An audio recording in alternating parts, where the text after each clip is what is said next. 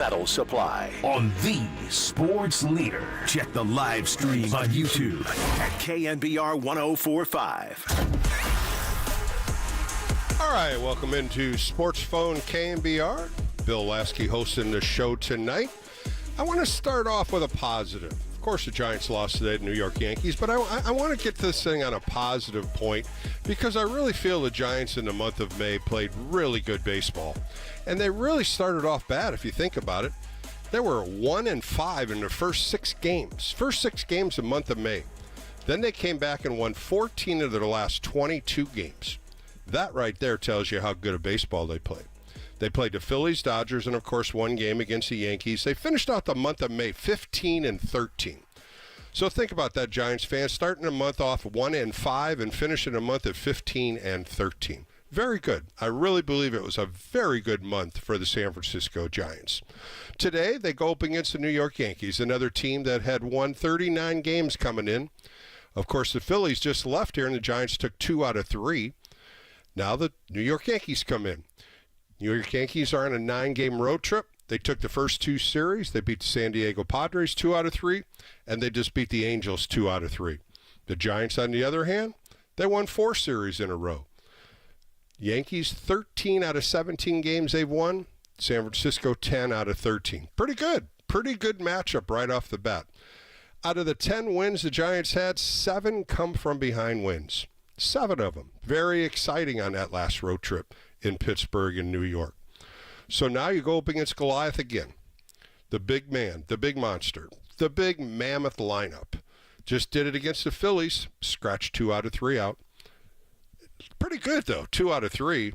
When you come to think about it, they really didn't hit the ball well. They only had 22 hits in 3 games. Didn't score much, but they scratched out 2 wins, and that was a positive. Today, going against the Goliath New York Yankees, no doubt about it. When you look at a lineup, when you got Soto, Judge, Vertigo, Torres, Rizzo, that's a pretty good middle of the lineup right there. And you look at what the Giants throw out there, Yastrzemski, Estrada, Chapman, Bailey, Soler. I don't think you can compare. I don't think you can. But at the same time, when you look at the starting pitchers today, Marcus Stroman against Jordan Hicks. Jordan Hicks had better numbers. Even though Marcus Stroman's been dealing lately, he has just been on fire. His last 3 starts threw against Minnesota, 6 innings, 2 hits, no runs. Seattle, 7 1/3, 3 hits, 1 run. Padres, 6 innings, 3 hits, no runs. And don't forget, a couple years ago, Marcus Stroman wanted to be a Giant when he was pitching for the Chicago Cubs, if you remember that. But he was everything tonight. He was on the corners. He was making the ball trick hitters left and right, thinking it's a ball coming across the plate. He threw, when you look at what he threw, and I'll go back, it's 91 pitches, 56 for strikes, 7 ground balls, 9 fly balls, 14 first pitch strikes. He ended up throwing 91 pitches, 34 sinkers, and 26 cutters. Now you say, Bill, what the hell's a sinker and a cutter? Well, when you think about it, it goes the opposite way. A sinker comes on the outside corner to a right-hander to the inside. A left-hander goes on the inside corner outside. But what he was doing to right-handers, he was throwing that sinker on the outside corner far enough where it would edge the outside corner. And once he found out where that strike zone was, and Marvin Hudson had to get, he wasn't awake the first inning, but he got to get out of there because both Jordan Hicks and Marcus Stroman started edging the corners and bringing the inch out a little further, going out a little further until that umpire finally called a ball. And then if you watch the targets of both these catchers, it was edged on the black, edged on the corner, and it was just game on. And for the first 2 innings, it was really a good show by the pitchers. Well, until number 99 came up to bat in the 3rd inning. And it wasn't really, up to that point. He got Grissom out. Hicks started the inning with a nice pop-up to short. Volpe hits a ball to left field. Soto hits a ball to right center. And then he goes into a battle of 8 pitches with Aaron Judge. Sinkers, split fingers, sliders, or swerves as they call them. And sure enough, on the 9th pitch, he threw a splitter that was supposed to be outside. Of course, we want it outside because that's where you can get Aaron Judge out. But it leaked over into a little part of the middle of the plate, and Aaron Judge didn't miss it. 394 feet he hit for his 19th home run. And when I tell you the month of May for Aaron Judge, it was this unreal month. And sure enough, he comes back in the 6th inning, leading off the 6th inning. Jordan Hicks falls behind again, 3-1. This time, it looked like a split finger. They said it was a fastball. It just was in the same spot. He didn't miss this one. He hit it 426 feet to dead red center field for his 20th home run. In the month of May, Aaron Judge has hit 14 home runs. 14 home runs in the month of May out of 20. When you look at what Aaron Judge has done for the Yankees this year, they played 59 games, and he's on base 51 times. 51 times he's been on base. 25 extra base hits for the season so far for him. Today was his 27th straight game he's been on base. When you look at the month of May, these are like Bugs Bunny numbers. These are like video numbers. This guy is just so hot in the month of May, he doesn't want the month of May to end. 28 games, 36 hits, 14 home runs, 12 doubles, 27 RBIs, hitting 365. That's a pretty good month, huh? Player of the month, I would think. American League Player of the Month, no doubt. But he is that type of hitter that, as a pitcher, as a former pitcher, yeah, I want to go against him. I don't have fear of any hitter. But I guarantee some pitchers do, just because he's 6'7" and 270, muscles everywhere, stands right on top of the plate. The bat looks like a toothpick in his hands. But when a guy's this hot, he'll crush anything. He goes 3 for 4 tonight, 4 RBIs, 2 runs scored, 2 home runs. Hit a ball pretty deep to right field, nothing major, but still got under it. He DH'd today, and they just probably wanted him away from the fans, away from the noise of the crowd. First game he's ever played at Oracle Park. This was the first time the Yankees have been here in 5 years. A lot of Yankee fans out at Oracle tonight, 37,000. But tonight was more or less Aaron Judge coming back to San Francisco. Now, we all know San Francisco quartered him, didn't work out, gave him everything, gave him the same kind of numbers the Yankees wanted. And, we're wondering, at one time, John Heyman threw it out there. We all thought, Aaron Judge's going to be a Giant? We thought that for about 3 to 5 minutes till the tweet kind of got away and disappeared. But it sure would have been nice to see number 99 in Giants uniform. Boy, that would have been great to watch him every day. He is just that superstar every team wants. And he went back to New York. Presumably that's where he wanted to go. Presumably that's what he wanted to do. And why not? When you put yourself in between Soto, Judge, Stanton, you're protected. When they went and got Juan Soto, that was just the perfect person to get for this lineup. It is the perfect second hitter. And then you got Judge and Stanton. Stanton didn't even play today. A little back injury. He's fine. But the Giants contended. They went up against this mammoth team today. They got 2 more games. Logan Webb on the hill tomorrow. That'll be a good one. And we're definitely going to see what Blake Snell has on Sunday. But these are the kind of series I look up for. I want to see, just like the Philly series. I want to see the best teams going against the Giants. You really kind of see what the Giants have. You kind of see, are we powerful? Are we good enough? Is this team made up to win a World Series and go up against a team like the New York Yankees? I'd like to know if you think that. 808 KNBR. Let's talk about this game and talk more Giants stuff as we continue on Sports Phone KNBR. But there's so much more to dissect when you look against the Yankees and look at the numbers they have. You look at home run balls. They have 88 home runs. Giants have 51. You can't compare because you can't compare the athletes to what both teams have because it's not faithful. It's not fair. Because you have a team that's stacked in offense. And their offensive numbers are off the chart, really. And now their starting pitching is just unreal. When you think of the starting pitchers on this team for the Yankees, they went 17 straight games. 17 straight games 5 innings or more, 2 earned runs or less. And that was broke yesterday when Rodon pitched, when the bullpen gave up 2 of his runs. But these guys have been going deep in the game. It's been exceptional for their starting pitchers. The starters in 59 games for the Yankees have gone 4 innings or more. In all their games, not one starter has been knocked out less than 4 innings. Right there, you're saying, poof, pretty good starting staff. They don't even have Garrett Cole pitching. That's the thing. He's been out. He's the reigning Cy Young. But these other starting pitchers, Marcus Stroman just pearls today. He threw exceptional today. Had a nice rhythm, had a nice break on his pitch, walked a couple guys, struck out a couple. But he, I thought, really has pitched well.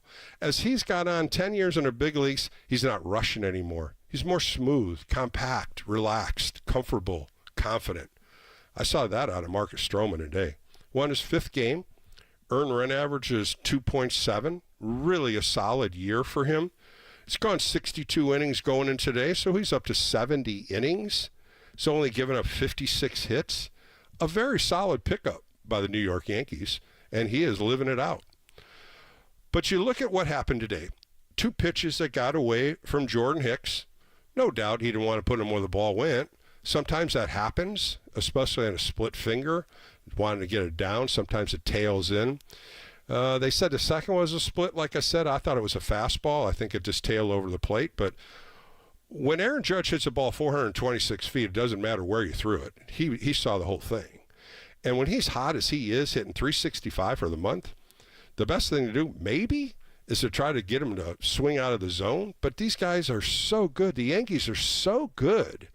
When you look at what the Yankees have done, 218 walks already for this club, number 1 in Major League Baseball. That's pretty good. They've only struck out 430 times. But at the same time, they hit the low ball so well. And today, everything was down in the zone. Tomorrow, it's going to be real interesting to see what Logan Webb does against this team, the way he throws changeups, sinkers, and sliders. It's going to be really interesting how he maneuvers through this lineup. I'm waiting to see that tomorrow. All right, we're going to take a quick break. 808 KNBR, get on the phone line. Let's talk some Giants baseball, talk about what you saw at Oracle Park tonight. As we take our first break, we'll come right back. More on Sports Phone KNBR with Bill Lasky on the Sports Leader.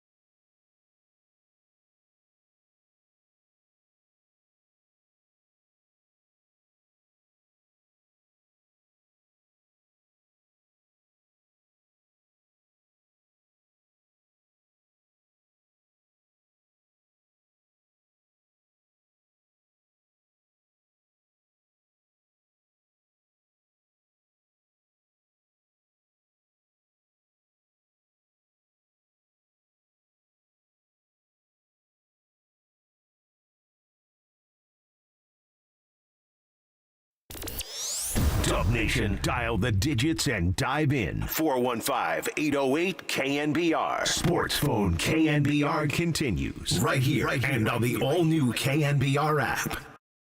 Another 3-2. Soto runs again. The pitch is hit to left and deep. Going back on it, Ramos, and it is gone.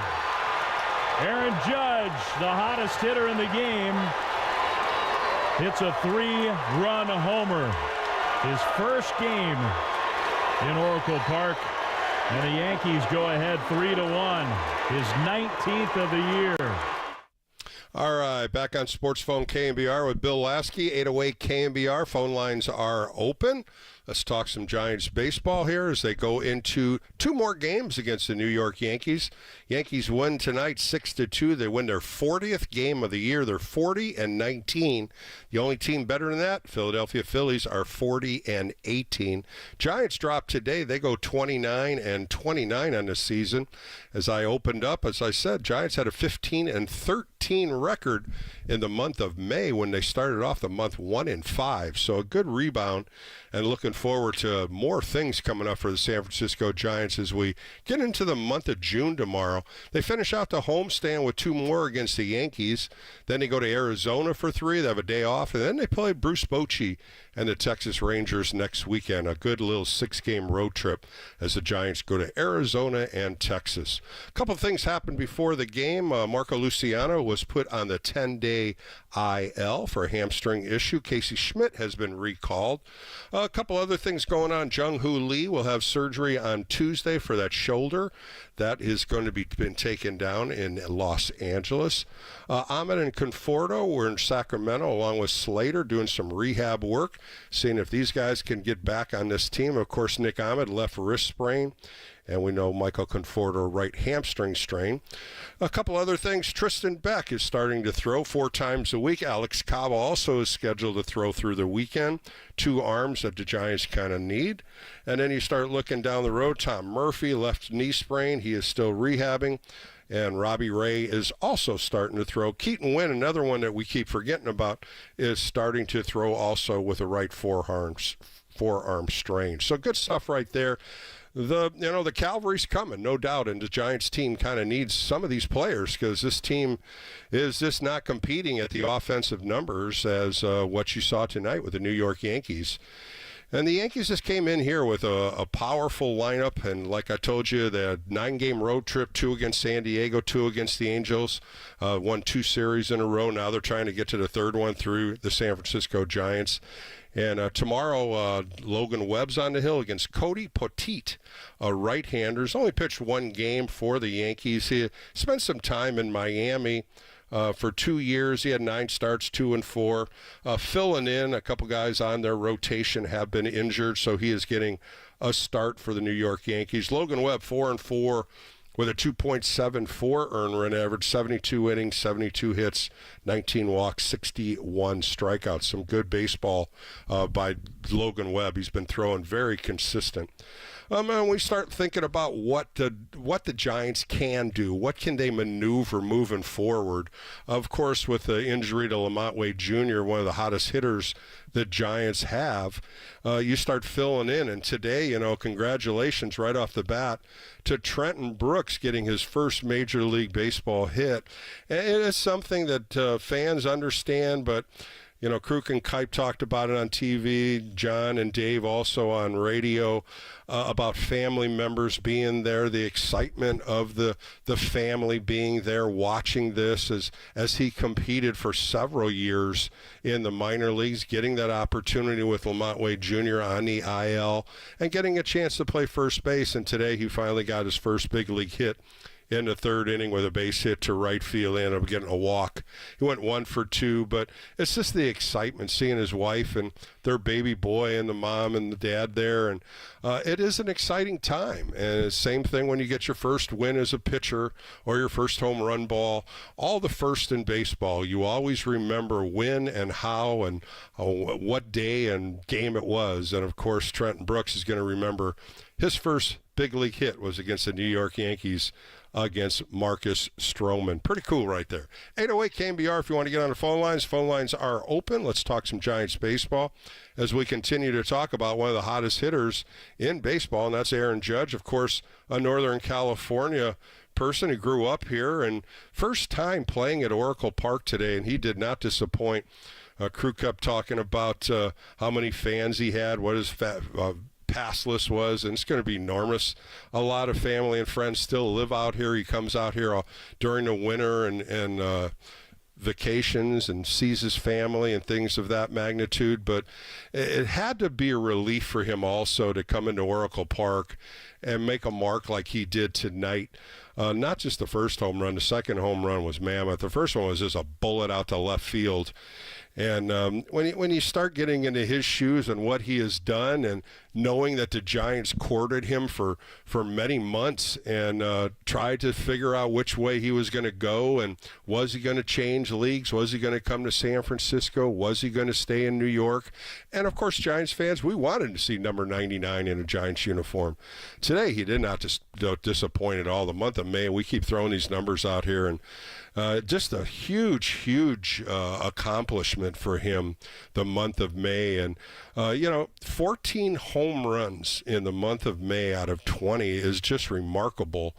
And looking at some stats I've been looking at, Babe Ruth did it 5 times. Manuel DiMaggio did it 3 times. I mean, you're starting to think of some of the greatest New York Yankee players that have ever played the game. And he's up there. And MLB had on earlier today where they were talking about, is Aaron Judge the best? Is he the greatest Yankee ever? Well, he's still got a lot of years left. And I think one of the big points that they were talking about is he hadn't won a World Series yet. And it always matters when you do that. A lot of guys will say, hey, I had a great career, but I never won a World Series. Yeah, you get in the Hall of Fame, but the greatest leads your team to the World Series. We all know that, what happened in 10, 12, and 14, and some of the great Giant players have done that. So it is remarkable at one time watching this guy hit. It's remarkable to watch this Yankee team come in here. We haven't seen them in 5 years. 5 years they haven't come to Oracle, and last time they came here, he was hurt. He didn't even get to play. So today it was fun. Tomorrow is going to be a good battle. Can't wait to watch Logan Webb throw against this Yankee team. And they got a chance. Cody Pettit is a right-hander, a young kid. Maybe they can jump on him early and get some early runs and see how they can work this out. But somehow, some way, this lineup has to generate something more than what they did against Philadelphia. Looking at what they did against Philadelphia, there really wasn't a lot of hits when you look at these games they played. The first game they came out, they went 8-4. They go 8 runs, 12 hits, and they hold Philly to 4 runs. Next game, if you remember on Tuesday, they go 10 innings. Luis Matos hits a fly ball. They win 1-0, and then they lose the final game 6-1. You're looking at 10 runs in 3 games, and you're talking about 22 hits. That's not a lot, but you're playing one of the best teams. And today, they scratch out 2 runs on 7 hits. So we'll see how this translates the next 2 games. When we're looking at the schedule, you were always looking at this homestand because it was the best against the Giants. 3 games against Philly, 3 games against the Yankees, and see what they could do to compete against them. And at this time, hey, they took 2 out of 3 against Philly. Don't forget, when they went to Philly, they lost all 4. So coming in here to win 2 out of 3 against Philly, yeah, you edged them. You woke them up a little bit. It was not going to be a pushover. But tonight, this team's a little bit better than Philly. Little harder numbers, and the pitching's a lot better. Going back to that homestand against the Phillies, when you start looking at what some of these guys did, Matos goes 2 for 12. Estrada's still hitting good. 5 for 13. Chapman 2 for 11. Bailey 2 for 6. Soler, I know Giants fans are really being negative on Soler. Just is struggling. He went 0 for 12 in that series. Today, of course, he had a sac fly. He's 0 for 2 again. You're grinding. He's grinding at the plate. All Stroman did was kept the ball away from him.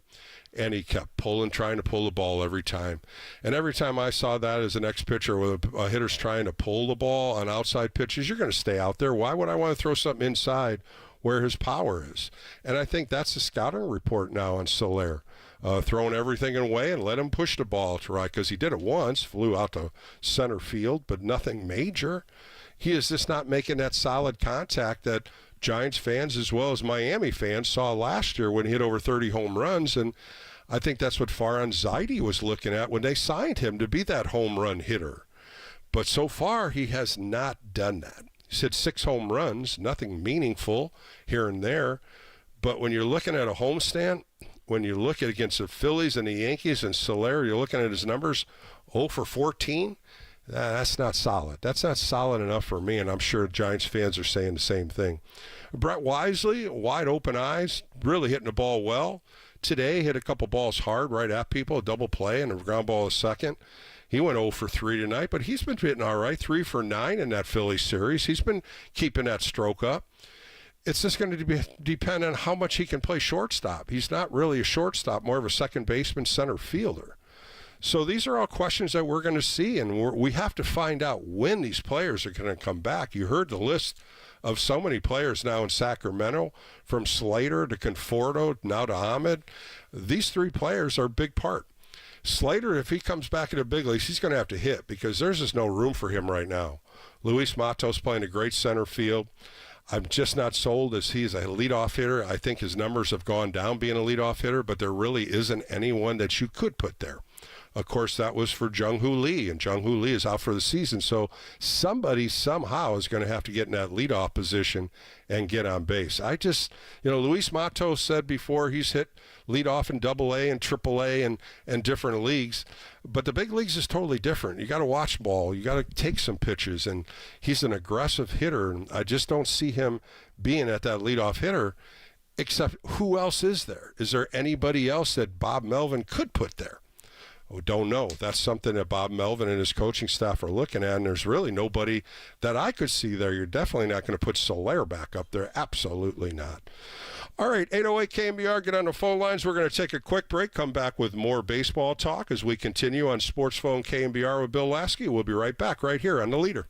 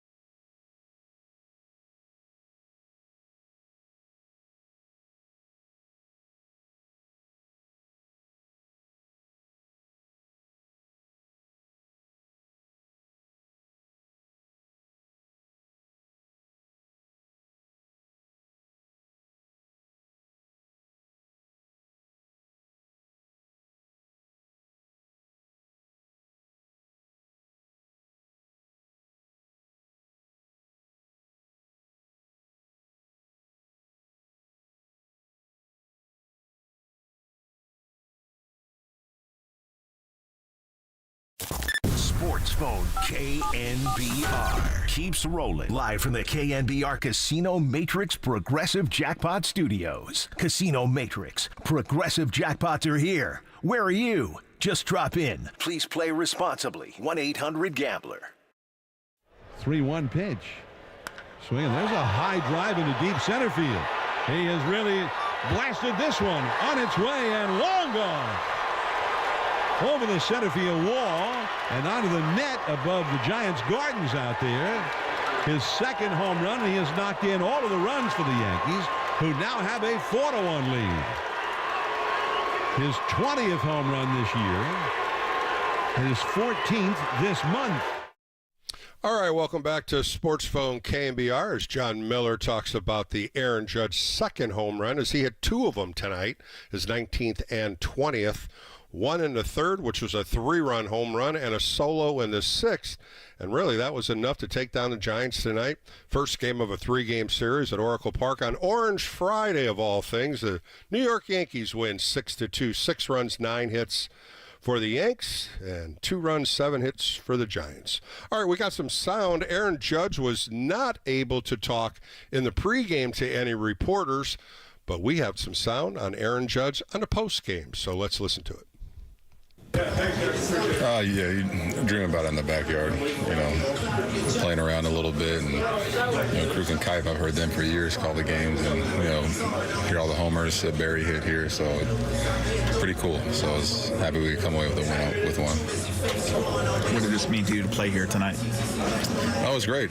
Packed house, fans were rowdy, had family and friends there. So it was fun. I wish I could have played in 19 and we saved it till now. Did you expect to get booed? I didn't know what to expect, but I didn't mind it. How many people did you wind up having here? We had a couple suites filled, so it was a good crew. Was there a point where you looked around and kind of remembered, I was here as a kid, and wow, I'm out here on this field now? Yeah, I think it was rounding the bases. I kind of looked out to left field and, being out in those bleachers a couple times and just brought back some memories. But it's a special place. Grew up a Giants fan. Love coming to games out here. So pretty cool being on the opposite side, being on the field now. How close would you say you actually came to signing here when it was sort of down to 2 or 3 teams? It was close. I've said it, past couple of years. It was a while ago, but it was pretty close, man. They got a great organization here, great team, great pitching staff, some great guys, young guys coming up. But, we just ended up going to New York. Aaron, how would you evaluate your month of May?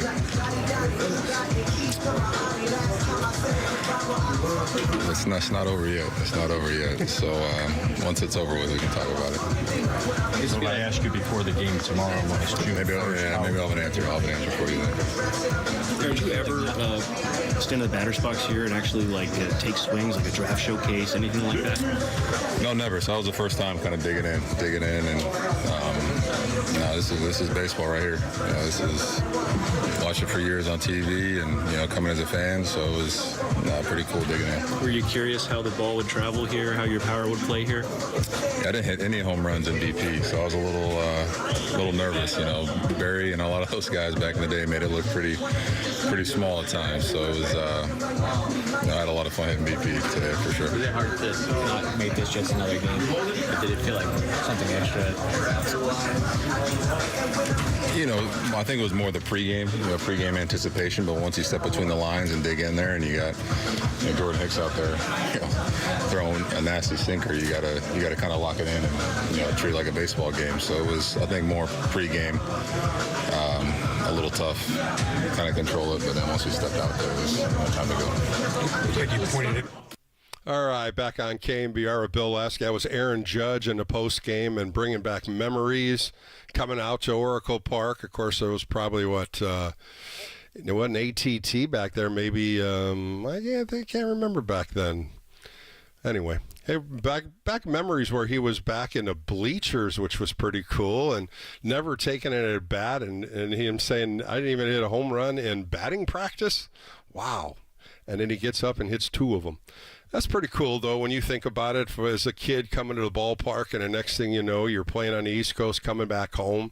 He says it right there. I was a Giants fan. I love Barry Bonds. Watch Barry Bonds every time. Those are things you don't forget as a kid.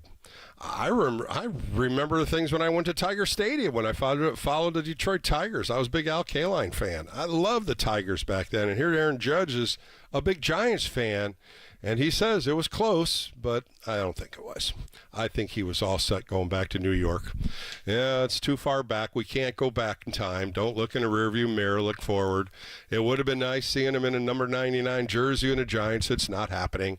But to hear him and all what he remembered about his kid life, memories of Oracle Park, and things like that. It's just so cool to see the childhood hero come up and become a superstar. And he's a Northern California kid. But get out of San Francisco and quit hitting home runs. All right, Aaron George. Maybe take a couple days off. That would be nice.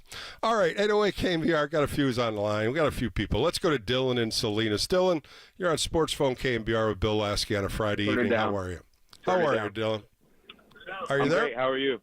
Yep. Well, disappointing in a loss, but Aaron Judge pretty much put it on his own platter tonight and hit two of them out. Yeah, that guy's a monster. 6'7", 265 pounds of pure muscle, and I look at his bat. It looks like a toothpick in it. I mean, I would really like to know the length and the ounce that he swings, because it doesn't look that big at all. He is swinging full-sized Great Dane out there. Were you at the game tonight, Dylan? Yes, I was. Packed house, a lot of Yankee fans? Oh, yeah. Sitting right in Yankees country. Yeah. Yeah, they travel well, though, no doubt about it. I was watching the games down when they were playing in Anaheim, and they packed Angels Park. They packed it well there, and most likely at Petco in San Diego. But this team's pretty strong. They're good in their starting pitching. Their bullpen's solid. Their offensive numbers are off the chart. And I look at Philadelphia when they came in here, and I look at the Yankees. I really believe the Yankees are tremendously stronger than Philadelphia. What about you? I got the Phillies at 7. Do you really think Philly could beat New York? Yes, I do. Okay, all right. Well, everybody's got their own opinion, no doubt. What'd you think of overall today's game? The Yankees playing against the Giants. What'd you think of it? Going to the park today, excited for the game, excited to watch the big New York Yankees come to town, the Bronx Bombers. I thought it was pretty fun. Jordan Hicks with 100 pitches, career high. I think we just need a first baseman. We can't keep throwing out, who from where and what. Trenton Brooks. We need a solid guy. We need to call up Brandon Belt. No, that ain't going to happen. I'll stop that talk right now. That's not going to happen. I just think that somebody, make a trade, do something. Well, the problem is you had the best. Lamont Wade Jr. was fantastic. I mean, you couldn't have asked for better defense. He's been playing great defense at first, better offense. I mean, his numbers were great. The hamstring issue, he's out for a while, and that's going to be the issue, trying to fill in there. And I just think what Bob Melvin's thinking as a right-hander pitcher, you're going to put Trenton Brooks out there as a left-hander. He made some great plays at first base tonight, no doubt about that. I just think the strength of the order, or him batting ninth, I think that's what you're looking for, a little stronger on the offensive side. I think we need to go a different direction. In which way?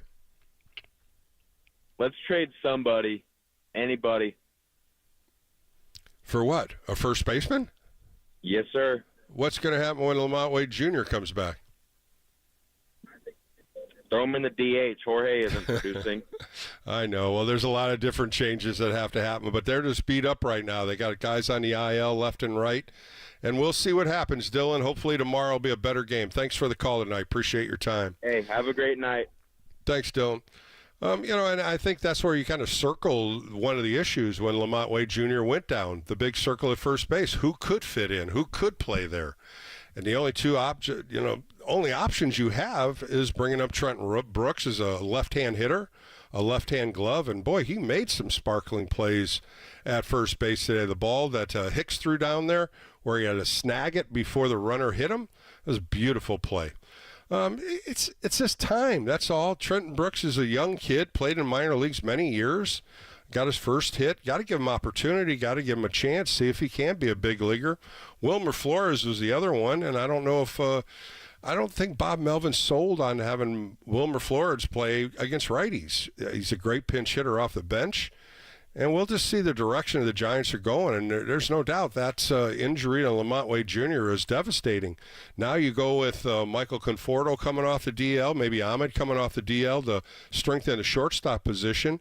And you got to make some moves. And he said the other day, Farhan talked to Copes and Tolbert and said that he was real happy with Elliot Ramos. He was really happy with Luis Matos. And they weren't going anywhere. So those were positive signs right there. The youth movement staying strong. And I think that has to be that way to get them at bats. Get them multiple at bats. When you're looking at Elliot Ramos, 21 for 75 right now on the season, not bad. Luis Matos leading off. I think his numbers really fell short. He's 17 for 74, hitting under 230, or hitting about 233, 230 right now. And I just don't see him as a leadoff hitter. Too aggressive as a swinger, too aggressive not taking pitches. And somehow, some way, I just wish they could find somebody else to play at that leadoff position. All right, let's get to the phone lines, 808 KNBR. Let's talk to my buddy out in Berkeley, Andrea. How are you on a Friday evening? Good, Bill. How are you? Well, disappointed, but again, a good month. That's how I started that show off, with a solid month, 15 and 13. And when you look, Andrea, the first 5-6 games, 1-5, and you come back and you battle through it. So I'm not disappointed in the month. They played great baseball, 7 come from behind wins. It's just when you compare this team to the Phillies and the Yankees, and you can see how much difference it is. And you can see athlete to athlete, numbers to numbers, and it's hard to compete against those clubs. Yes, but I do like how you started the show off in positive fashion, so thank you. Oh, I got to do that. You know me, Andrea. I always try to bring the positive light to it. And, hey, tonight it was Aaron Judge. He's a monster. He's a superstar. He's a Hall of Famer. Yeah, these guys do this. This is what they do. That's why you go out and pay these guys tremendous amount of money, because they can display this on any game at any time. Yeah, he was, well, as we know, Sacramento, he grew up a Giants fan, April 26, 1992, and he's a determined Taurus, and his, 2 home runs, and he actually passed Lou Gehrig as the first Yankee to have at least 14 homers and 12 doubles in 1 month. Pretty good month right there, Andrea. Yeah, I'd say so. And, Well, did you catch the number that I threw out there earlier? They played in 59 games, or 40 and 19. He's been on base 51 of those times. Think about that. Oh, yeah. I mean, 0 for 8 games. He had an 0 for. Other than that, he's been on base. And then 27 straight games right now he's been on base. Right. So he's that perfect person. He's that perfect guy that everybody wanted. That's why the Giants brought in everybody, the Brinks truck and everything, but it wasn't enough to steer him away. Yeah, well, it's interesting because the Yankees posted, I think, on X, Twitter, it said, Judgment May, 20 home runs this season, the most in May, 38 extra base hits this season. So, that's just really amazing to think about. 26 extra base hits just in the month of May. So 14 home runs, 12 doubles in May. So they had this post that said Judgment May, kind of applauding how awesome his May was. Creative, no doubt creative. and the other thing, Andrea, I really believe when you look at what the Yankees did by getting Juan Soto, it put a left-hand hitter in front of him, which really solidified that lineup. And you have, of course, Stanton, who didn't play, follows Judge. But I tell you, the other guy is Vertigo, picking him up from the Red Sox. That was another key member they went and traded for, which was really a good play. He's playing a great year right now in left field. Yeah, no, that's true. The team is definitely clicking. And, Judge is from Linden, California, and he considered the Giants' offer toward the ballpark with club officials, but, it wasn't meant to be. And on a happier note, happy birthday to Dave Fleming, the Gemini, That was pretty 31.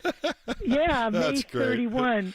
That was a light of the day right there when you looked up in the booth and saw Dave Fleming in his booth all filled with happy birthday signs. And, yeah, today's my birthday. I thought that was great for Dave. Yeah, I know the Giants really know how to do things well, and it was a wonderful pregame show with the Currys, and it was a lot of different things going on in baseball, and things happen tonight, of course, and it's just when the Yankees and the Giants play, two storied franchises. When you look at how long they've been together, and they don't play, and first time they've been at Oracle in 5 years. I just thought that was cool. When you start thinking about, going against American League when they kind of flip-flopped it to play everybody, that was one team that I would have loved to pitch against if I was in the National League. Those are teams that you want to pitch against. Those are just like going against the Dodgers. You want to play the best. When you play the best and you beat the best, you are the best. And when you're in the big leagues, that's how you get better, and that's how you stay in the big leagues. That's how the mindset was always when I played, and how your managers and your coaches got you prepared to play these teams. And today, there was no doubt Jordan Hicks had a little extra on it a couple times. It's just that one ball leaked. The eighth pitch of the at-bat, he hits a home run to left field on, and it just leaked on that inside corner, and he didn't miss it. And as soon as you saw it go on the screen, you knew it was gone because he got both, as they say, both cheeks into it and hit a bullet out to left. In fact, Jordan Hicks tipped his cap. He said, "You catch a top 3 hitter in the game with his best month of his career." So I got to tip my cap. So Jordan Hicks. And you do. And you have to. And that's the professional way to do it. Right. Right. And it was just a good game. But, again, you take the 2 home runs away from it. Who knows what would have happened because the Giants really pitched well. Yeah. The bullpen came in. Taylor Rogers, Luke Jackson, Sean Jelly again.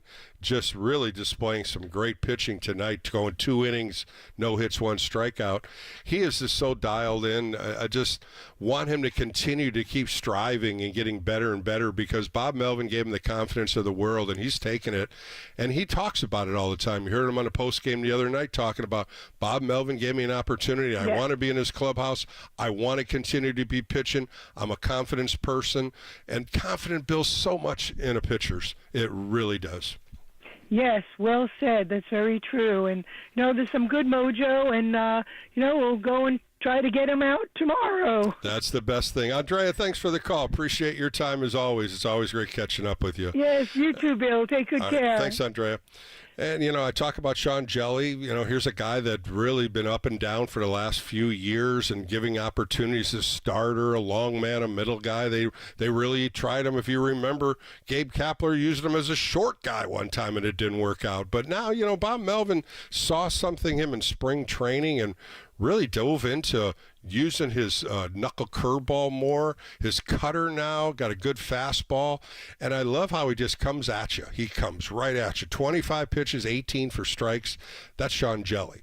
And, when you look at what he did, he comes in, he faces Judge, gets a fly ball, gets a ground ball, boom, boom, boom. 3 outs. Next inning, 3 ground balls, and the last one comes to him. That's where location always makes it. Off speed. Get him out in front of the ball. Getting ground ball outs. That's what Sean Jelly did today. And it was a pretty cool view of him being 6'11" and Judge being 6'7" at bat. That was pretty cool on the screen if you could think about it. I would have loved to have seen that at Oracle because 2 big boys going at it. And sure enough, Sean Jelly won the first round. Got 2 more games coming up. All right, we're going to take a quick break. Steve Kroner's going to join me on coming up next. Of course, he writes for the San Francisco Chronicle as we continue a Friday issue of Sports Phone KNBR with Bill Lasky. More coming up right here, 104.5 FM, 680 AM, KNBR, the sports leader.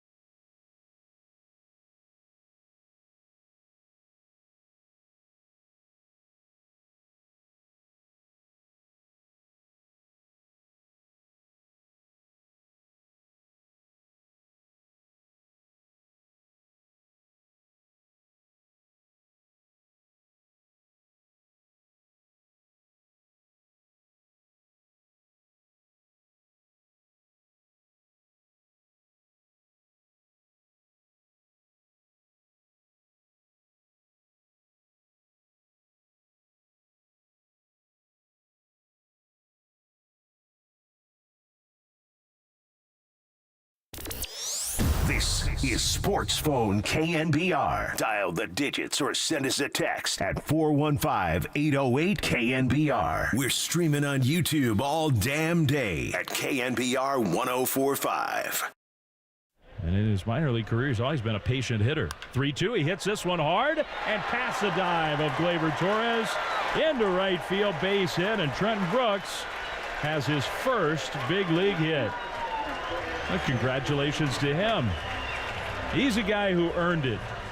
He has been around a long time. And now Giants fans are going to give him a nice ovation. That was a good at bat. And he's got a big league hit. He's got a big cheer from Giants fans. Cool moment for him. And he does it against the New York Yankees. All right, back on Sports Phone KNBR, Bill Lasky, Dave Fleming, introducing Trenton Brooks. It was the first big league hit.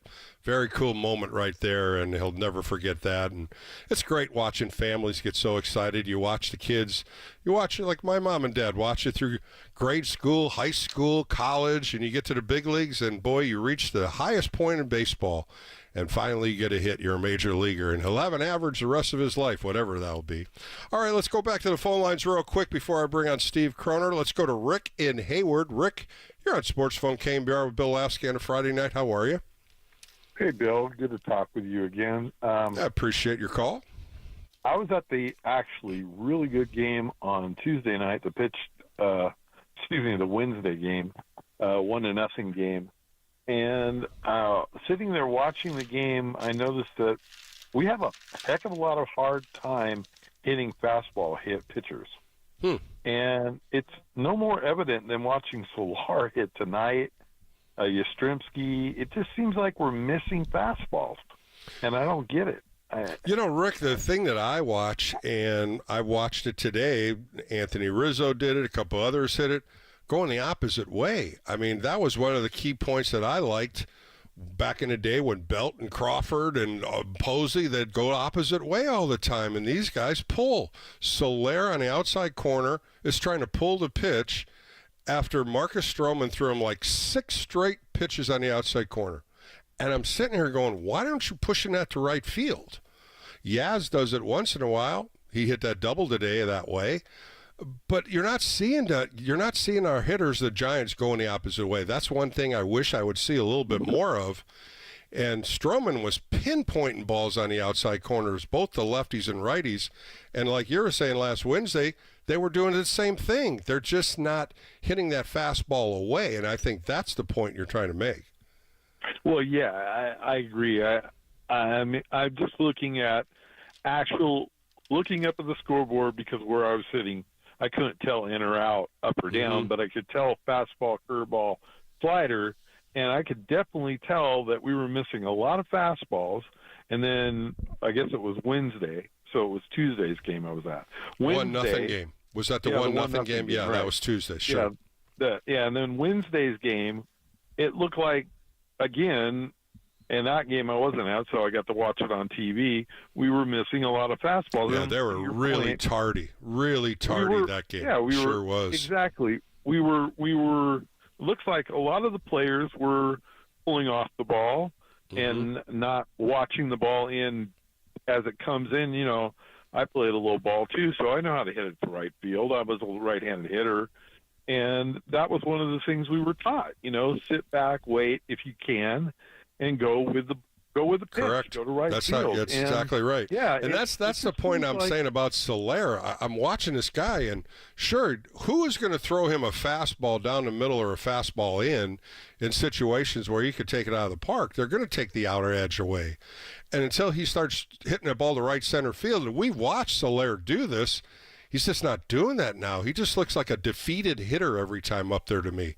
He doesn't show pop. He doesn't show any kind of emotion. We saw him crack the bat over his knee when he was all upset. But I want to see this guy make contact more. And that's the thing I'm looking at. Jorge Soler, you know, he's had 166 at-bats, and he's only had 33 hits. That's not the DH I think the Giants wanted to sign. No, not the DH they paid $14 million to. I have one more point. I have one more question, and And I bring it up because it seems like when we sign Latin players that have played primarily on the East Coast, and they come to the West Coast, and they have to get acclimated to the weather here. It seems like, now I know it's generalizing, it's not fair, but it just seems like a lot of the players that we've signed that are Latin and are used to warmer weather climates that come west, not players that have started with the Giants and have played throughout the organizational time with the Giants, but players that we've brought in. It doesn't seem like they have very good Aprils or Mays, only once they go on the road. And this last road trip, That's a good point. Started hitting on the road. It just, and it's a good point. And it's just not Latin players. I think a lot of players, and I'm not just going to go right to the Latin, but I think a lot of players have a hard time in April and May playing here. And I'm not going to generalize on it. I think it's all hitters. The hitters just can't get going until the weather gets warmer. Now, the month of May, they did a lot of damage on the road on the East Coast. They didn't play a lot of hot games. But at the same time, I understand what you're saying. Now we're getting into the month of June. We should have some better weather here in San Francisco. You know it as well as I do. The weather at nighttime's been cold as hell out there, and it's windy. A couple balls get up in the wind, and they carry over. I just want to see how this moves forward, though, Rick. And I just think we'll see how the month of June opens up and to see if they can get back into some better at-bats. When you start looking at the schedule for June, Arizona, Texas, Houston, Anaheim, the Cubs, St. Louis, they play the Dodgers the last 3 games. So you really do have about 4 weeks of some average teams, I think, against the Yankees and the Phillies this homestand. I'd love to see the Giants try to pull these last 2 games out with Logan Webb and see if Blake Snell can twirl a halfway decent game. We haven't seen that yet, though. We've seen parts of it. So we'll just see, Rick, how June comes around with the averages and see if the averages come up if the warmer weather happens to show up in San Francisco.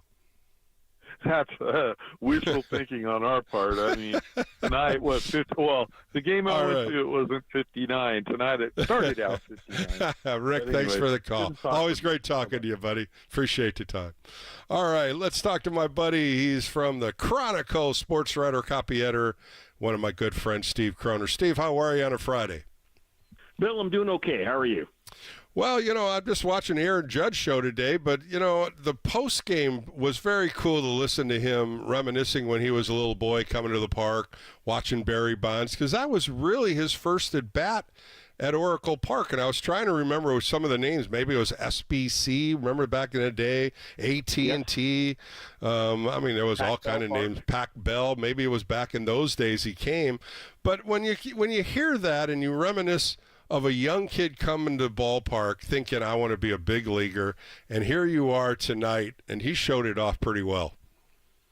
Yeah, it would be hard to – I guess he could have homered in all 4 at-bats, maybe the grand slams each time, but within the realm of plausibility, hitting 2 home runs and getting another hit in your first 3 at-bats at the park you grew up as a fan, that's a pretty good story if you're Aaron Judge or anybody else. How about the month of May for him? You heard the numbers. 28 games, 36 hits, 14 home runs out of the 20, 12 doubles, 27 RBIs. Whew. What's the line? He had a nice season in May, didn't he? My goodness. I mean, that, and even the numbers I've been throwing here, 27 straight games on base, and then you even go 51 out of 59. Yeah, I guess he's pretty comfortable wearing the New York gigs right now. Yeah, the 14 homers in May is impressive, but then you throw the 12 doubles, you get 26 extra base hits. You're basically getting one extra base hit a game. That's that's a pace that I don't think anybody, Aaron Judge or anyone else, can keep going through a whole season. But just for a month to have basically an extra base hit per game, that's astounding.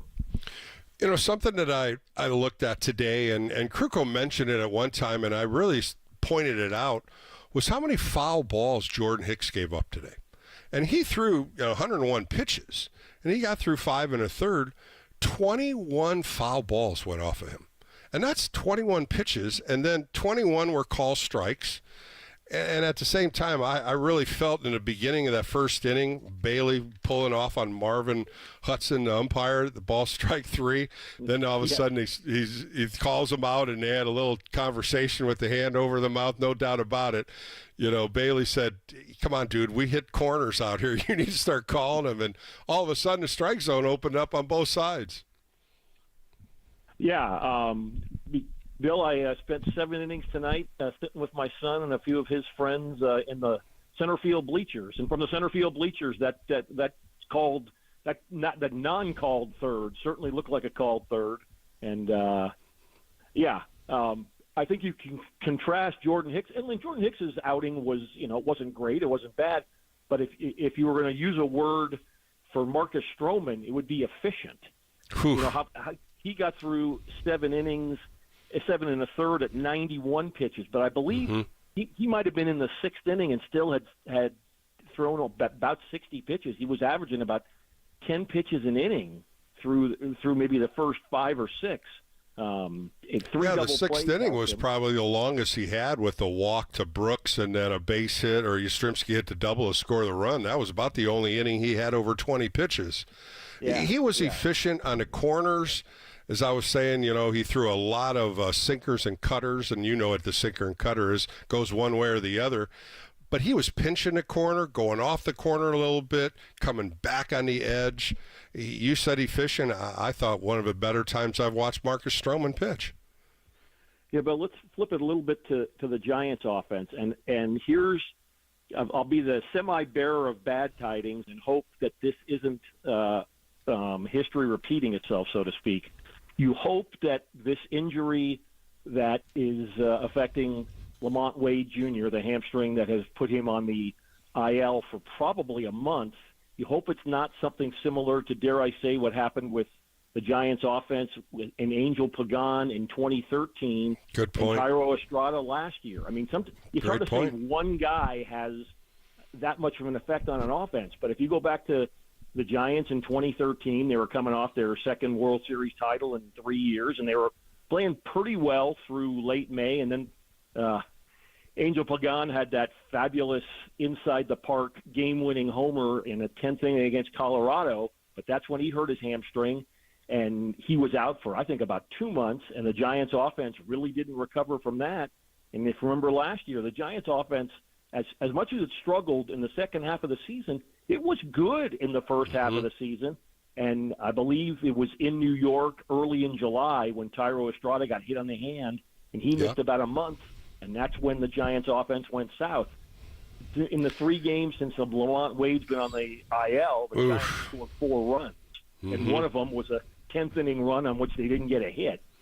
So that's a good point right there. They won 1-0. You're right. That's how when I talked about the Philadelphia series, they had 22 hits in 3 games and they won 2 of them.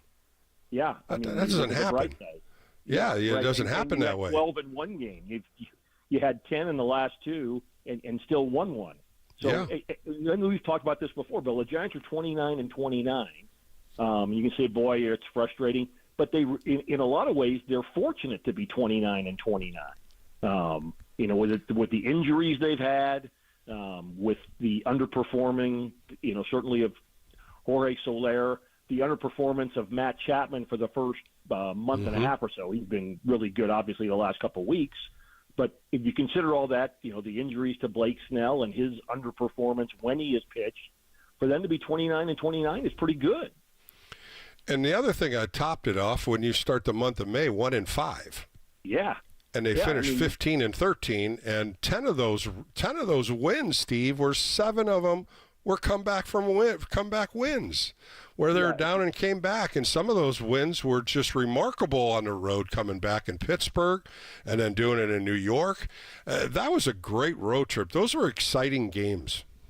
Yeah, I mean, they went 4-2, and you can make a case that they should have lost the 4 games they won, and they should have won the 2 games they lost. Yeah, exactly. The front and back of that trip.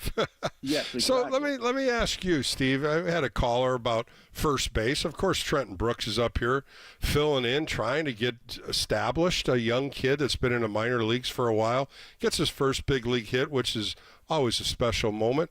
What can the Giants do at first base? Wilmer Flores and Trenton Brooks right now. What happens next? Is this what they have until Lamont Wade Jr. comes back in hopefully 3 weeks, or what else can they do? Yeah, I think they really, and a lot of it depends on what they think the time frame is for Lamont Wade Jr. going to be out. If it is 3 weeks to a month, maybe you can try to piece it together. But if it's going to be longer than that, I think they might have to make some kind of move because first base obviously is a position where you're expecting to get a decent amount of offense. I don't know exactly what move they can make, but I don't know that they can go long term right now with Trenton Brooks and Wilmer Flores as their first base tandem. Obviously Wilmer's been a great Giant for the last few years, and he certainly plays a role as a guy who plays maybe 2 or 3 games a week. I think he's shown that he's not his performance sometimes diminishes the more he plays, and he's a great right-handed hitter against left-handed pitching. He hasn't been quite so great against right-handed pitching. Trenton Brooks has been a career minor leaguer. Congrats to him for getting his first major league hit tonight. But I don't think that the Giants can bank on trying to make the playoffs with that tandem at first base for a long stretch. If it's, again, 3 weeks or a month, you can try to piece it together one way or the other. I really think that's going to be the big question, is how long it's going to take, because if it's going to take from now till the All-Star break, you're talking almost 7 weeks. Because you got 4 weeks in June, and then you got another week in July before the All-Star break, or 2 weeks. That's a ways, and he can't. If he sits out that long, then there's a problem with it. But they're saying a grade 2 strain, which is not surgery, but still that's an issue. Yastrzemski had it last year, if you remember, in Mexico, where he came diving in and he pulled his hamstring. Hamstrings here, especially in San Francisco, the weather can change it. It tightens it up real quick at night games. We've talked about that many times. The weather does play a lot of parts of injury here. Fans don't understand that. It does. It tightens up. Cold nights. I remember Candlestick Park. It was so many injuries on cold nights. You just can't keep your body warm enough. Hey, Bill, I wasn't playing at all. I spent 7 innings in the bleachers, and I thought I was going to pull 2 hamstrings walking out of there. So, I saw that one coming. Bada bing, can I get a drum roll, please? Yeah, please. All right, let me throw you a couple questions. I got a couple of them written down here. Luis Matos as your leadoff hitter. Do you keep him there? Do you change it? What do you do there? Do you keep him? I don't see him as a leadoff hitter. I think he's diminished hitting-wise as a leadoff hitter. He's swinging too aggressive, not watching pitches. He's going out for the outside pitch. They pitched him outside all day today, and he knocked ground balls and fly balls all day. And, when he was in the middle of the order, I thought he was more of a compact hitter. He was aggressive, but they weren't pitching him like a leadoff hitter, and he doesn't watch too many pitches either, Steve. Yeah, I think, if I'm not mistaken, we talked about this a couple of weeks ago. What we were discussing, what would the Giants miss Jung-Hoo Lee more at, center Good field point. or leadoff spot? I think it's a leadoff spot. I don't know that Luis Matos is your classic leadoff hitter, but I mean the flip side, of course, is who else are you going to put in there? I mean, that's what I said too. Yeah, Bob Melvin doesn't have a whole lot of options. I mean, I believe Tyro Estrada has been a leadoff hitter at a few times in his career. I think that's a conceivable one, but he's been hitting third a lot because he has been a productive hitter, and he can drive the ball some and be an RBI guy. If you take him and put him at the top of the lineup, then who hits third? It's a kind of a domino effect. The short answer is Luis Matos isn't a classic leadoff hitter, but the Giants don't have many other options at the moment. No, they don't. I would rather see Yastrzemski be a leadoff hitter right now against a right-hander. Give him the opportunity to bat first. Maybe you bring Estrada 2 and put Matos at 3. Something to break up that top 3. I like what they did. I just hope that Matos doesn't stay there because I just don't see him, competing like he did when he came up, being lower in the order. And now, I watch him. He doesn't take many pitches, Steve. And you know as well as I do, a leadoff hitter has to take a few pitches and grind in a bat here and there. Yeah, well, that certainly Mike Yastrzemski is good at taking pitches. Sometimes people get upset that he takes too many.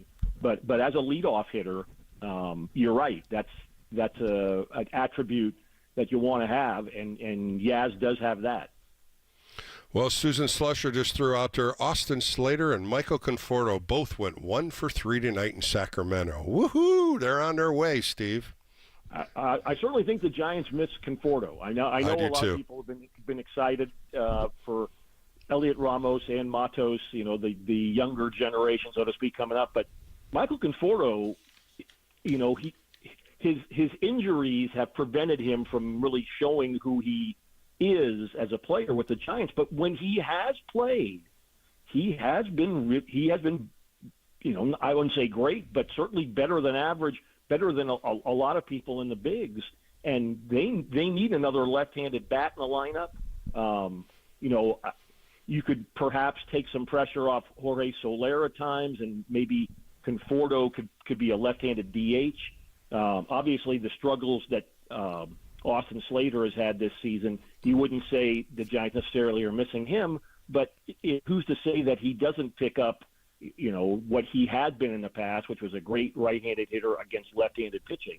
But I can say definitively they miss Michael Conforto, and as soon as he gets back, that's one part of the lineup, or one spot anyway, that will be improved. That voice you hear on Sports Phone KNBR is Steve Kroner. Of course, he writes for the San Francisco Chronicle. One point you talked about was Conforto. I had Conforto on one of my extra innings interviews I had, and I asked him about sitting out that year, how bad it was. And he said it was more mentally than physical because he just kept watching game after game after game, knowing he didn't have a team to go to. He was out, and he was out for the whole year with shoulder surgery. And he felt coming back last year, he felt mentally he was prepared, but he felt his body wasn't. And I kind of asked him what he thought, and he just said, I just wasn't conditioned right for a 162-game season. He said, my legs felt really heavy. They felt heavy at times, and I just couldn't get back into the groove. He said this winter he went back in, worked out 3 months, feels so much stronger. I felt he looked really good in spring training. Body just looked like he was strong, hitting a ball. I don't remember coming out of the block, he was hitting over 450 for a good 2 or 3 weeks. He was crushing everything.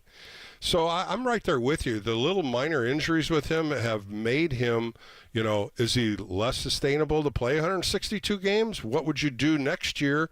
Would you re-sign him? Would you take that opportunity again? And what can you get out of him, coming back? Are you going to have to watch how many at-bats and how many games he plays?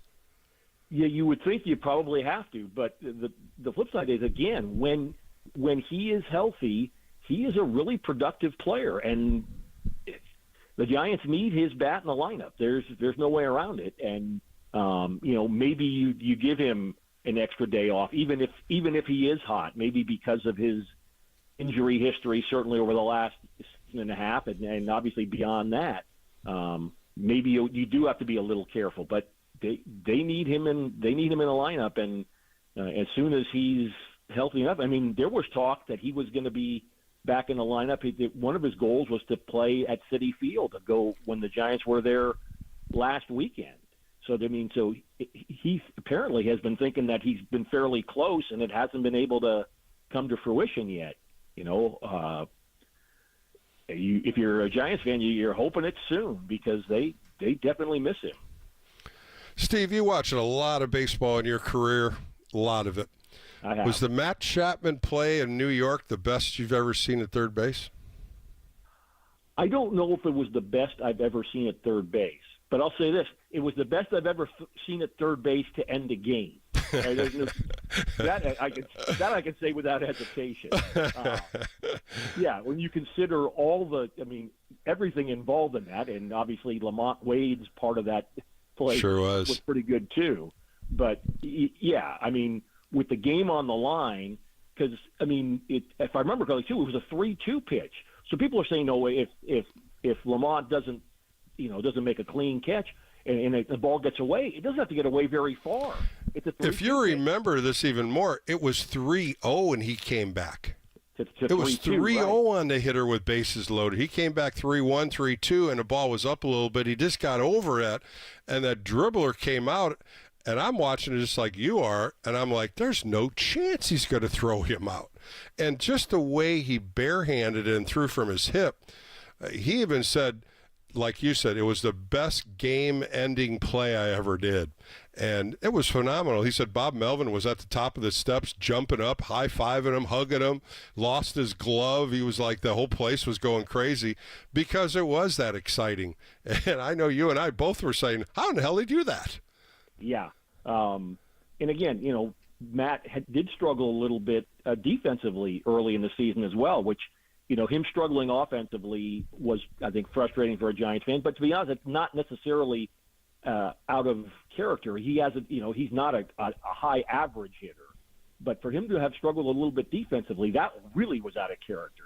But even as good defensively as Matt Chapman has been over his career with the A's in Toronto, that play for Matt Chapman, whether it was the greatest play I've ever seen at third base, I'm not so sure. But Matt Chapman might tell you it's the greatest play he's ever made, and that does put it up there with among the best plays a third baseman has made. Again, when you consider the circumstances of if he doesn't make the play, the game is either tied or it's over and the Giants lose. That was fun. That was just a fun game, too. That whole game was exciting, and to come down like that and to end it. Of course, back in our day when we watched Brooks Robinson make those plays when the ball would be down the line and he'd throw it over his shoulder and throw the guy out at first. Brooks Robinson was really the first Gold Glove winner that I remember making those plays left and right consistently. Yeah, the whole 1970 World Series was the Brooks Robinson highlight show, right? Mm-hmm. The Big Red Machine, that was the first year of the Big Red Machine, and the Orioles pitching and Brooks Robinson's defense shut them down in 5 games. And yeah, you remember certain things as you're growing up, and I remember the 1970 World Series for Sure. Brooks Robinson. Yeah. A couple more questions with Steve Kroner as we finish up on Sports Phone KNBR on a Friday night. Looking forward to tomorrow's game, Logan Webb on the hill. The problem that I see with Logan Webb tomorrow, he's going to have to do what he did against the Dodgers and bring that cross-seam fastball up a little bit in the zone. These guys hunt ground ball or low pitches so well. Yeah, Bill. Now I'll flip that to you as a pitcher.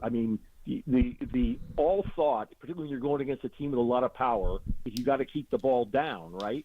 Mm-hmm. So doesn't that sort of go counterintuitive? I'm going against Aaron Judge, and I'm going against Verdugo, and I'm going against Soto, and maybe Stanton, who had 13 homers on the bench tonight. The normal thought of pitching is you've got to pitch those guys down, but you're telling me that's not the case for this. I think with Logan Webb, especially Logan Webb, he's always down in the zone with the sinker and the off-speed changeup and the slider. And I remember last time when he won that third game against the Dodgers, and I watched it, and he throws cross-seam fastballs up. I've talked to him last year about throwing more up, and he wants to do it a little bit more.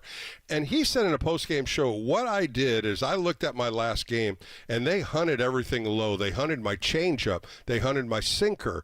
And I wanted to change up my thought pattern against them, and the only thing I did differently was threw crossing fastballs up, and he got a lot of fly balls. He never gets fly balls. But that's what I think you got to do against these guys. These guys hunt that ground, that low pitch so well, and they were even talking on the postgame show that these guys hunt the split finger the best. That's what Judge hit the first time out. I think it was a fastball the second one, but either or. If they're a low ball hitting team, you got to get their sights up a little bit. You got to change their eyesight. we always talk pitching, lower, up, down, in, out, roll, rocking chair, all the old theories we used to throw there. And I'm really anxious to see if he's going to do anything different tomorrow. Yeah, I'll put it this way too. I mean, they got Poteet, the young guy going for the Yankees. If there's a pitching matchup, if you look at the 3 games, that there's a pitching matchup that favors the Giants, it's certainly tomorrow night of the 3 pitching matchups. And it's a night game too, which is pretty different. Different 7:05 start, and then of course Sunday, Nestor Cortez, their lefty, 3-4 with a 3.3 against Blake Snell. And I think all Giants fans are waiting for him to throw 5 zeros on the board if they can get to 5 innings. Yeah, I mean, again, if you said at the beginning of the season, Cortez against Snell, you'd say the Giants have the advantage there too. But right now, the Giants don't have that advantage. Cortez has been good, not great, and Blake Snell has not been Blake Snell. So not at all. If you're looking for the one game of the 3 where the Giants clearly have an advantage, or seemingly have an advantage anyway in the starting pitching matchup, it's tomorrow night. Steve Kroner, always great catching up with you, my friend. It's always talking good baseball with you, especially on Friday nights. Bill, let's make it a habit. All right, Steve. Thanks again for staying up and having a good baseball chat with me. That was Steve Kroner on Sports Phone KNBR. We're going to take a quick break and come back with more right here on The Leader at 104.5 FM, 680 AM. KNBR.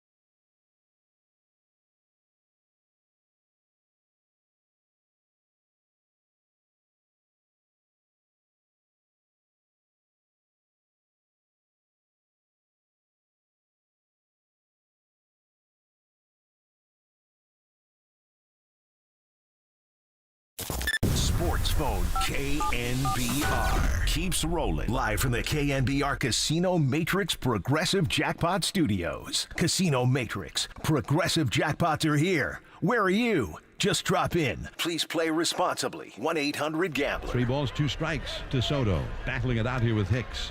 The right-hander throws. Swing and a miss. He struck it out. That was the slider.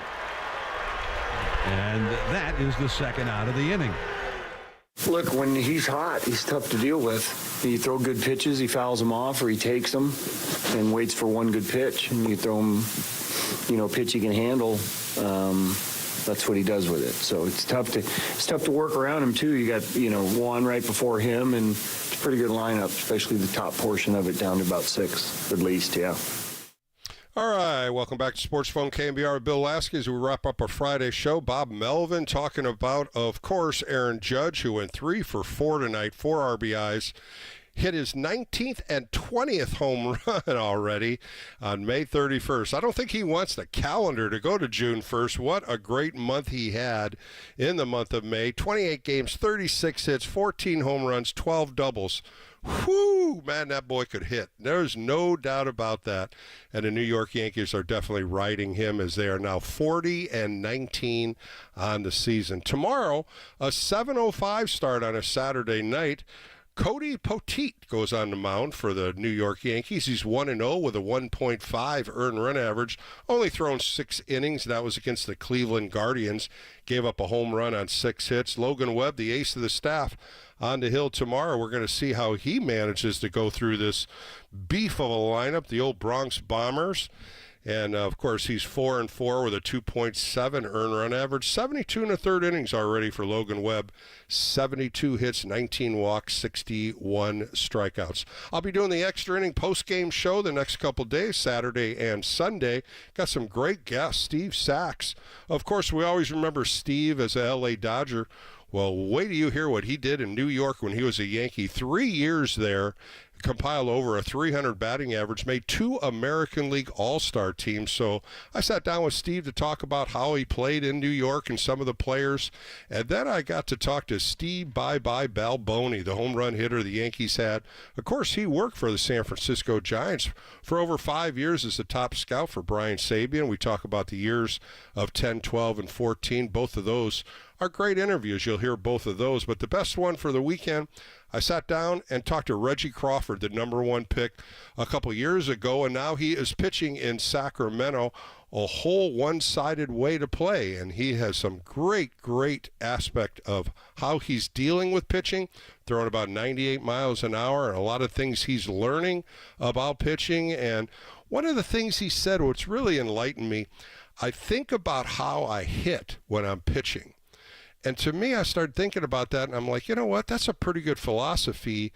As good of a hitter he was, of course, the Giants picked him up as a two-way player.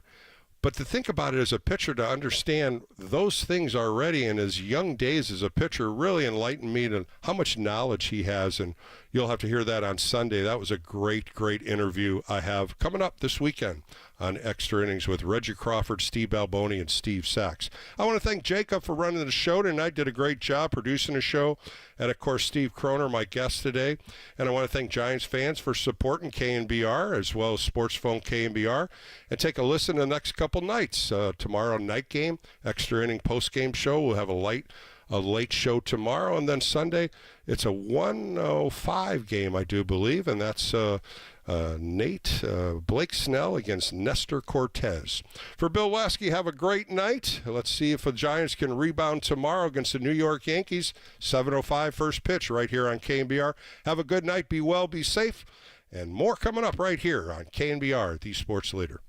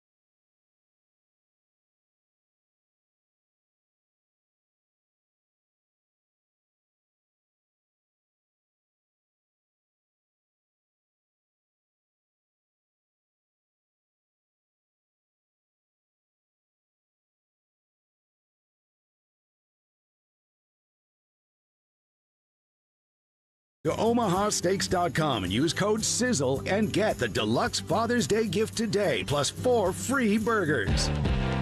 Omaha Steaks, America's original butcher. Do you have over $10,000 in credit card debt? The stress from excessive credit card debt can ruin your life. Collection calls, sleepless nights. If you're feeling the financial impact with unprecedented economic challenges, DebtBlue is here for you. DebtBlue uses secret programs that most credit card companies won't tell you about. They'll help you consolidate or settle your debts for a fraction of what you owe. With DebtBlue's Success Guarantee, you pay nothing unless your debt is reduced or completely resolved. There's no risk. The more you owe, the more DebtBlue can save you. See how easy it is to get started with free information. Let DebtBlue show you how 10 minutes could save you thousands. Call now, 800-200-6895. That's 800-200-6895. I'm just living sky high right now. I'm very thankful for it, and the team at DebtBlue are phenomenal. They're able to work with you. They're great. Call for your free debt resolution information now. 800-200-6895. 800-200-6895. Are you paying too much for term life insurance? There is a tremendous price war in the term life industry. Rates have dropped dramatically in the past few years. For example, a man aged 45, non-smoker, can get $1 million of coverage for $75 per month, level rate for 10 years. Or a man aged 50, non-smoker, can obtain $500,000 of coverage for a monthly premium of $110, level rate for 20 years.